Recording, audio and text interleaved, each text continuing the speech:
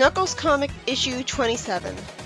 Knuckles starts out being really nervous and panicked about Julie potentially seeing him, which is oddly relatable of him as a reaction to a crush, but I really thought he'd notice the fact that she was on a date with someone else. Also, I have to question how loud this restaurant is that Julie didn't hear Knuckles and Archimedes loudly talking in it right across the room from her. I then feel sorry for him after he gets in trouble from tripping a waiter by accident and is told that he'll have to pay for the damages.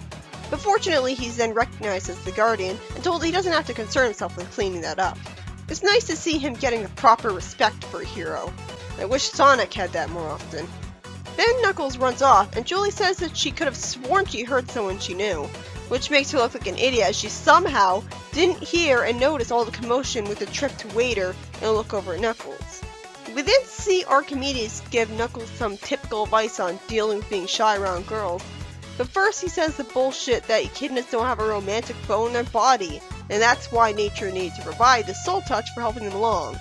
That sounds like a stereotype, which is especially weird. Well, it's coming from an ant, but wouldn't that just... why would echidnas believe in it? I mean, all echidnas? Really? Why only them?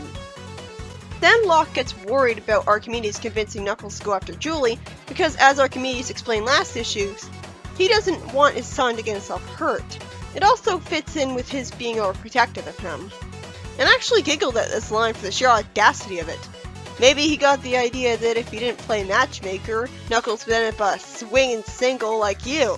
Father! That was uncalled for!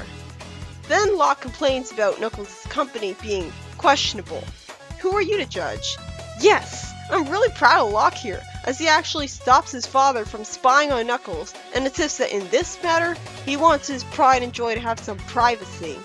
Good to see he at least has a standard. Also, I just noticed that Locke and Saber have spiked gloves like Knuckles, so maybe there is a reason why Knuckles thinks all Guardians have spiked knuckles.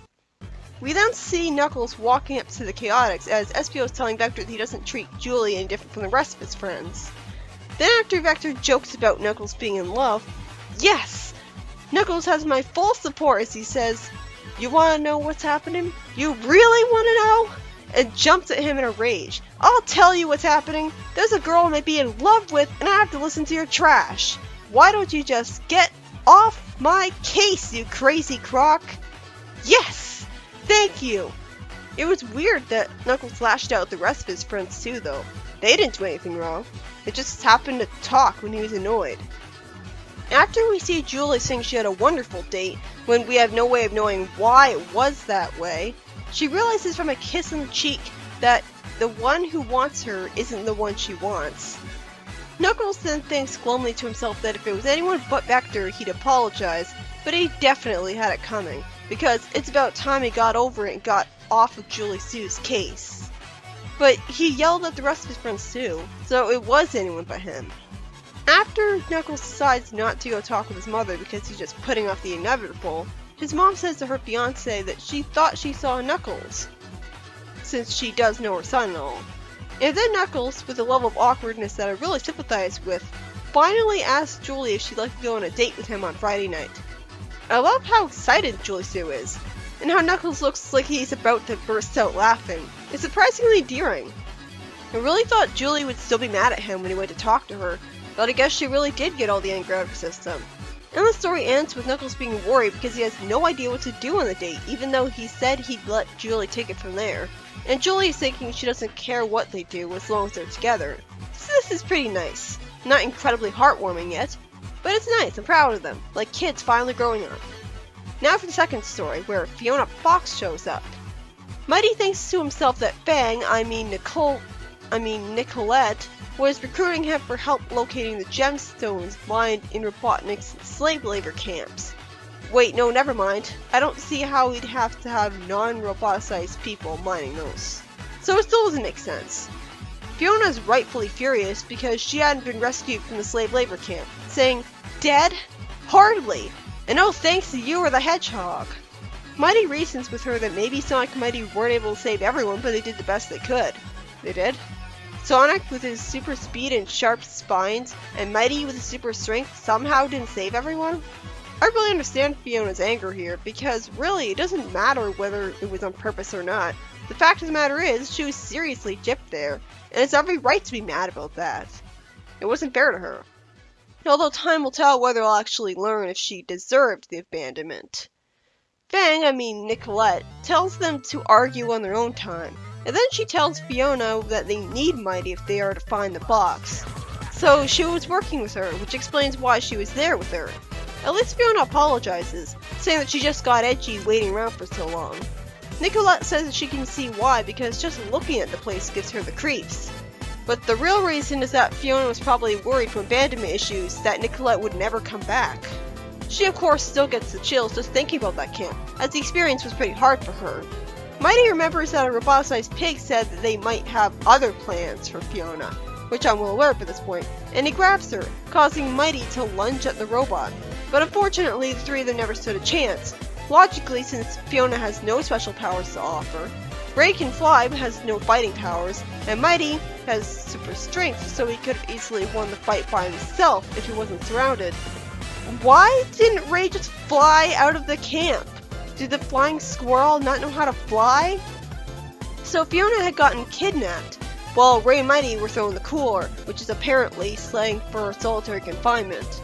If it's the same one for both of them, that's not solitary confinement. What's the point then? You're just giving them a break from mining for jewels. You're just giving them a vacation.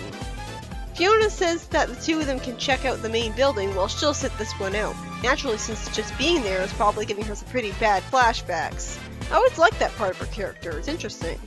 Of course, Nicolette tells her that Fiona's either with them or against them, and that's when they see Sonic, Sally, and Tails here, or at least what looks like them, but they look kind of metallic to me. Wait a minute, so you're telling me Robotnik had these perfect copies of the Freedom Fighters just sitting here, and he never used them? Mighty realizes that this was the true function of the camp, building these robots. That still doesn't explain why no one was roboticized. Not even right after they were used to make the robots, and therefore would have outlived their usefulness as organic beings. Mighty remembers how, in his cell, he saw a beaten and wary Sonic give him the keycard to the slot in the shackles, which enabled him to break free of his cell with his super strength. Mighty then wonders in the present day if he was dealing with a fake Sonic back then. Yeah, because Robotnik would send a fake Sonic to rescue Mighty. Anyways, Nicolette, says that the corridor hopefully leads to gemstones, and she, never said that they'd find Ray in here. She only claimed to know where he could be found if he lives up to his end of the bargain and opens the locked door up. This issue is written by Ken Penders and was another relatable story humanizing Knuckles and Julie Sue by having Knuckles spend the time building up the courage to ask her out on a date. It went a lot better for the two of them than I expected. I thought he'd lose his temper with the guy dating her for sure, but somehow he didn't even realize it. And maybe Archimedes kept quiet for that very reason, while Julie Sue didn't get mad at him when he tried to talk to her. So altogether, things have worked out pretty great, with Knuckles being a relatable, sympathetic character, struggling with asking out and being in love with a girl for the first time. And the second story has Mighty briefly being called out on by Fiona for forgetting to save her, but Nicolette quickly makes her focus on the mission to find the jewels, and they all end up finding out that the slave camp was making exact robot duplicates of the people in them that were somehow never used. Okay then. It was certainly interesting to read about this though. I was wondering when Fiona would be introduced. And it's interesting to see the little hint that she's got abandonment issues running so deep that she was worried Nicolette wouldn't come back, and that she might even be traumatized from the camp considering she didn't even want to go into it. Different people get affected by trauma to varying degrees. They could all have the same trauma and still have only a few of them get PTSD, so it does make sense for only her to be this way.